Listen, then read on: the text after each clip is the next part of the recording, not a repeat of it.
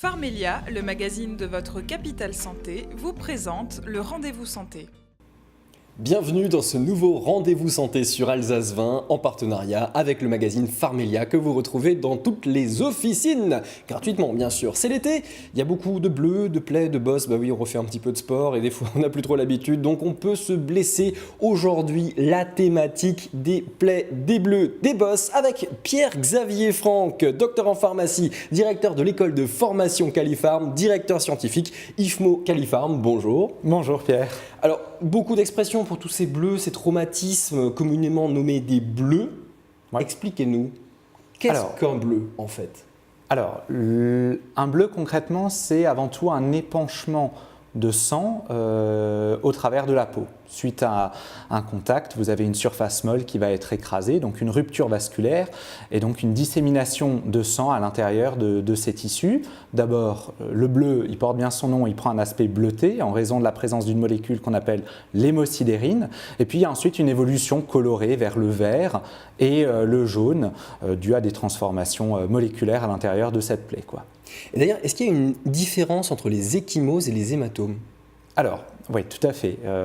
C'est bien d'insister sur cette différence de sémantique parce que l'ecchymose, par définition, est beaucoup plus superficielle. Elle implique un épanchement sanguin beaucoup plus limité que l'hématome, qui lui est une collection de sang enquistée véritablement dans la peau et qui peut parfois nécessiter un geste chirurgical. On peut aller jusque-là pour l'enlever. Hein. Ouais, d'accord. Et il y a aussi des bleus spontanés qui apparaissent tout d'un coup. C'est quoi un bleu comme ça si on ne sait pas cogner? Qui apparaît tout seul. Oui, qui apparaît tout seul. Concrètement, ici, on est sur de la pathologie, on n'est plus sur du traumatisme. Ça peut être lié à des hémopathies, c'est-à-dire des maladies du sang qui toucheraient les cellules sanguines, les érythrocytes, mais particulièrement les plaquettes. Donc ces petites cellules qui interviennent dans la coagulation. Ça peut être lié également à un événement forcé, par exemple à des vomissements très importants qui pourraient déclencher des pétéchies, donc des petites ruptures vasculaires. On aboutit à ce moment-là à ce qu'on appelle un purpura. Et puis également lié à l'utilisation de médicaments, des antiagrégants plaquettaires ou des anticoagulants, donc des médicaments qui fluidifient le sang. Et justement, nous allons parler de ces plaquettes avec l'interview d'un médecin spécialiste. Regardez.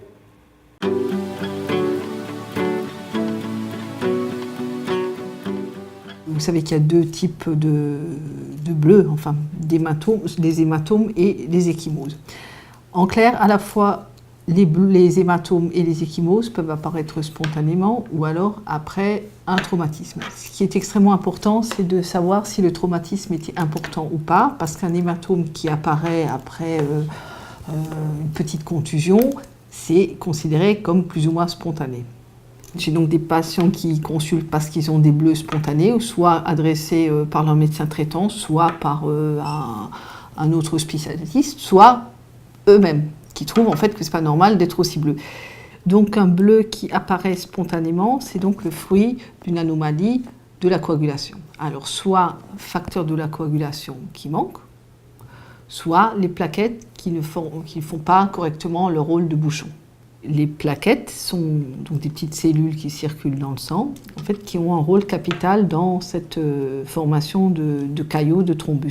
Ces plaquettes, pour faire leur rôle vraiment, elles doivent être déjà normales en nombre, ça c'est la première chose, mais ça c'est assez facile en fait à déterminer par une simple prise de sang, mais il faut aussi qu'elles soient normales en fonction. Normales en fonction, ça veut dire qu'elles agrègent, elles adhèrent correctement. Et en fait, quand les plaquettes sont défectueuses en fonction, c'est ce qu'on appelle une thrombopathie.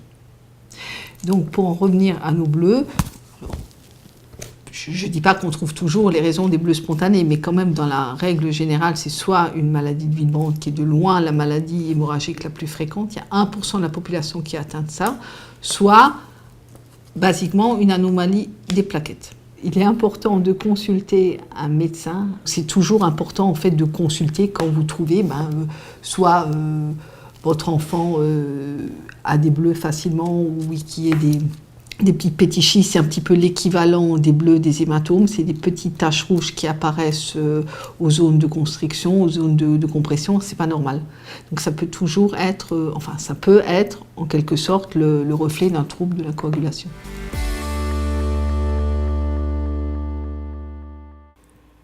Un reportage des équipes d'Alsace 20.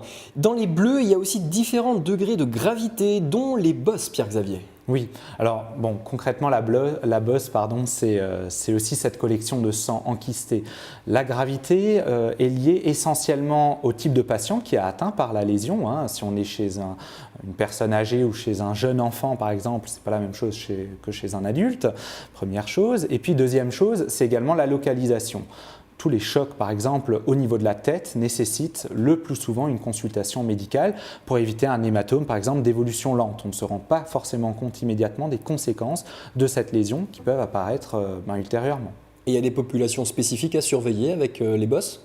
Justement, les tout jeunes enfants qui ont tendance un petit peu à courir partout, on n'est jamais à l'abri quand ils sont sur une table, toujours bien les surveiller, attention.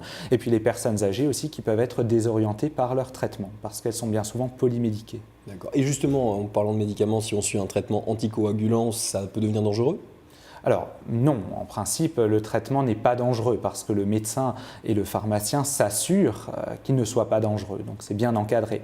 Maintenant, si le patient fait n'importe quoi, s'il prend notamment des médicaments tout seul sans en parler à un professionnel de santé, s'il fait une activité un petit peu extrême, s'il se cogne, etc., on a des risques à ce moment-là, oui, de voir apparaître des nappes de sang sous la peau. Ouais. Les bosses sont souvent impressionnantes, les grosses boules, mais il n'y en a pas que sur la tête, il y en a sur d'autres parties du corps, c'est possible. Tout à fait. À partir du moment où vous avez un tissu mou qui est écrasé entre deux surfaces dures, en l'occurrence un os et puis un crampon, par exemple sur une chaussure de foot ou de rugby, vous allez avoir cet épanchement, cette inflammation qui va naître et donc cette survenue finalement d'une bosse qui apparaît. Ouais. Ah oui, et bien sûr, donc les coups, les traumatismes sur les enfants, c'est extrêmement important, les nourrissons particulièrement, puisque les os ne sont pas encore très bien formés. Non, effectivement, c'est là, tout à l'heure où je disais, l'importance de surveiller ces petits bouts, ne pas les faire, pas les quitter des yeux d'une seconde, finalement, notamment lors des phases de changement ou lorsqu'ils sont au repas, à table avec les adultes. Nous avons vu les causes de ces bleus, de ces bosses, mais voilà le plus important, comment est-ce qu'on les traite, Pierre-Xavier ? Alors, le traitement, en premier point, c'est la glace. La phase de glaçage, on peut utiliser des poches de froid, par exemple les Physiopac, qui marchent extrêmement bien. À ce niveau-là, vous allez bénéficier de l'effet antalgique et anti-inflammatoire du froid, en plus d'un effet vasoconstricteur, donc l'épanchement de sang va être limité, c'est l'intérêt. Comment est-ce qu'on applique ? Eh bien, au travers d'un petit feuillet, 10 minutes 4 fois par jour, jusqu'à résorption de l'hématome, ou du moins au moins pendant 72 heures. Et puis, le deuxième geste, c'est l'arnica, tout bête. Et ça fait vraiment l'unanimité, l'arnica, parce que c'est de l'homéopathie, pas mal de personnes disent que ça ne fonctionne pas. Alors, je dirais que l'arnica, effectivement, c'est de l'homéopathie, c'est aussi de la phytothérapie. Dans les deux cas, l'arnica est connu depuis des centaines d'années. Ses propriétés thérapeutiques aujourd'hui sont bien identifiées, des propriétés anti-œdémateuses, anti-échymotiques, antalgiques, anti-inflammatoire, c'est vraiment l'allié des explorateurs de la vie, j'ai envie de dire, des sportifs. Dès lors qu'on a un choc, on utilise de l'arnica. En homéopathie, ça marche très bien, on utilise les petits tubes granules, 5 granules à prendre immédiatement lors d'un choc et puis à répéter très rapidement et on espace ensuite selon l'amélioration. Justement, nous allons assister à une séance de conseil dans une officine d'Alsace.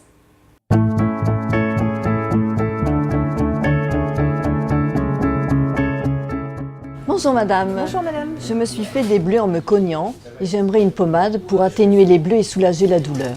D'accord, donc vous vous êtes cogné et vous avez cette douleur avec une ecchymose, un bleu. C'est bien ça. Tout à fait, c'est un bleu. Il n'y a pas Alors, de plaie, c'est juste le bleu. D'accord, alors pour la douleur, je vais vous conseiller l'Arnicalm. C'est pour traiter la douleur immédiatement. C'est de l'homéopathie. Alors vous allez prendre 2 comprimés en une fois, Oui. d'accord, Oui. puis 2 comprimés 3 fois par jour. Ça c'est pour la douleur. Pour le bleu, est-ce que vous avez des écorchures? Non, pas du tout. Pas de Il y plaie, a pas on de est bien plaie du d'accord, tout, ça pas reste de plaie. fermé. Voilà. Alors, pour le bleu, l'ecchymose, et Oui. puis même si vous avez après Oui. des douleurs, Oui. même type contusion, Oui. je vais vous conseiller l'arnigel. Pourquoi? Parce que l'arnica, ça a une action anti-inflammatoire, ça active la circulation, donc ça permet au bleu de se résorber. Donc ça, c'est un point très important. Donc vous l'appliquerez immédiatement, dès que vous rentrez chez vous, en massant circulairement, et vous pouvez réappliquer 1 heure après, tout de suite, et puis après 3 à 4 fois par jour. Ça va soulager la douleur? Alors, ça va soulager tout d'abord l'hématome avec l'arnigel et l'arnicalme, la douleur. Si ce n'est pas suffisant, vous pouvez compléter avec du doliprane, de l'efferalgan ou du paracétamol. Mais surtout, pas d'aspirine, pas d'anti-inflammatoire. Ça, c'est important. Hein. Pas d'aspirine, pas d'anti-inflammatoire. Ça, c'est un point clé. Je vous donne également ceci. C'est une information Pharmelia sur les bleus de l'été. Donc, vous avez tous les petits conseils pratiques sur justement comment prendre en charge une chute ou un hématome. Et vous avez d'ailleurs à la fin un petit questionnaire patient que nous pourrons faire ensemble si vous le souhaitez. Et je vous donne le magazine Pharmelia de l'été aussi avec tous les conseils de l'été et les informations santé et dermocosmétiques. Et pour vous également. Très bien, je vous remercie. Un reportage des équipes d'Alsace 20. Pierre-Xavier, est-ce qu'il existe d'autres traitements face aux coups et aux contusions? Oui, en phytothérapie, en aromathérapie, en homéopathie, on a toute une pléiade de plantes. Alors je vais penser au souci des jardins, on appelle le calendula, les propriétés anti-inflammatoires marquées, l'hélicryse italienne en aromathérapie qui est absolument miraculeuse, fabuleuse, qui peut agir sur des bleus extrêmement anciens.